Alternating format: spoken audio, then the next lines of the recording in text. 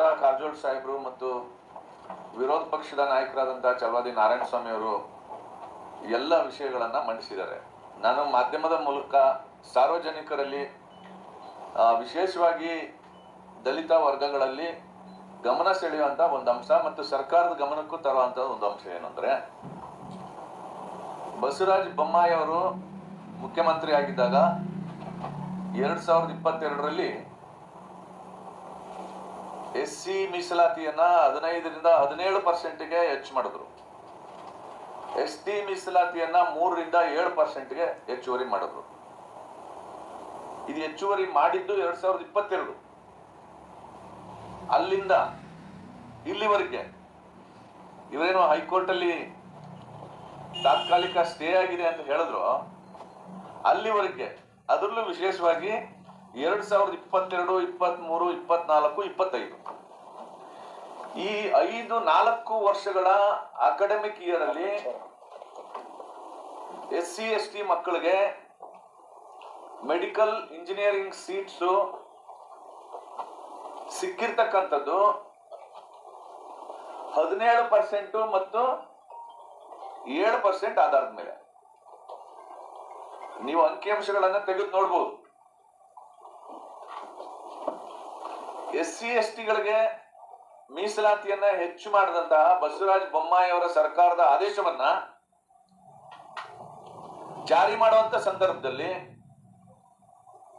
Medical education ಡಿಪಾರ್ಟ್ಮೆಂಟ್ಗಾಗ್ಲಿ ಅಥವಾ technical education ಡಿಪಾರ್ಟ್ಮೆಂಟ್ಗಾಗ್ಲಿ ಸರ್ಕಾರ ಅಥವಾ ಕೋರ್ಟ್ ತಗಾದೆ ಮಾಡಿಲ್ಲ. ಸೆಲೆಕ್ಷನ್ ಆಗೋಗಿದೆ. ಹಾಗಿರುವಾಗ ಈ ಉದ್ಯೋಗದ ಮೀಸಲಾತಿಗೆ ತಡೆಯಾಜ್ಞೆ ಅಂತ ಹೇಳ್ತಾ ಇದ್ದೀರಲ್ಲ,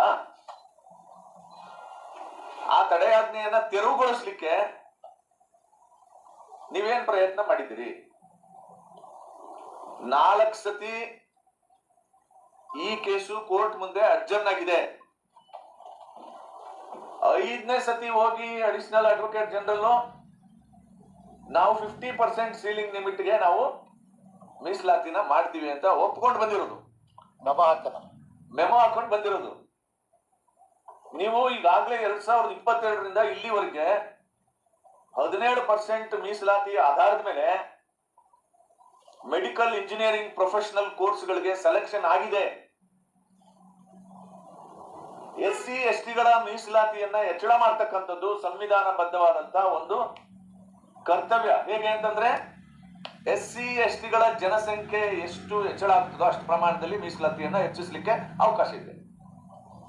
ಈ ರೀತಿ ಜಾರ್ಖಂಡ್ ಅಲ್ಲಿ 54% ಇದೆ, ಛತ್ತೀಸ್ಗಢಲ್ಲಿ 56% ಇದೆ. ಇದನ್ನ ಯಾವ ಹೈಕೋರ್ಟ್ ಆಗ್ಲಿ ಸುಪ್ರೀಂ ಕೋರ್ಟ್ ಆಗ್ಲಿ ಪ್ರಶ್ನೆ ಮಾಡಿಲ್ಲ.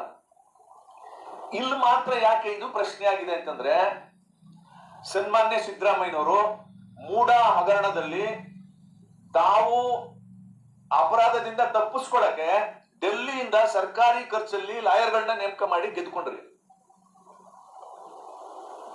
ಆದ್ರೆ SC STಗಳ ಮೀಸಲಾತಿಗೆ ಕೋರ್ಟ್ ಅಲ್ಲಿ ಧಕ್ಕೆ ಬಂದಾಗ ನೀವು ಕೋರ್ಟ್ ಅಟೆಂಡ್ ಮಾಡಲ್ಲ.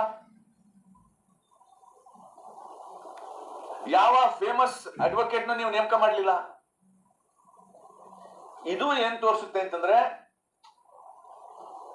ಸಾಹೇಬ್ರು ಬಹಳ ಫಸ್ಟ್ ಕ್ಲಾಸ್ ಆಗಿ ಒಂದು ಮಾತು ಹೇಳಿದ್ರು, ಬೆಟ್ಟ ಆಗದು ಇಲಿ ಹಿಡ್ದವ್ರ ಅಂತ. ಇಲಿನೂ ಸಿಕ್ಕಿಲ್ಲ ಸರ್ ಅವ್ರಿಗೆ, ಬೆಟ್ಟ ಆಗ್ತಿದ್ದಾರೆ.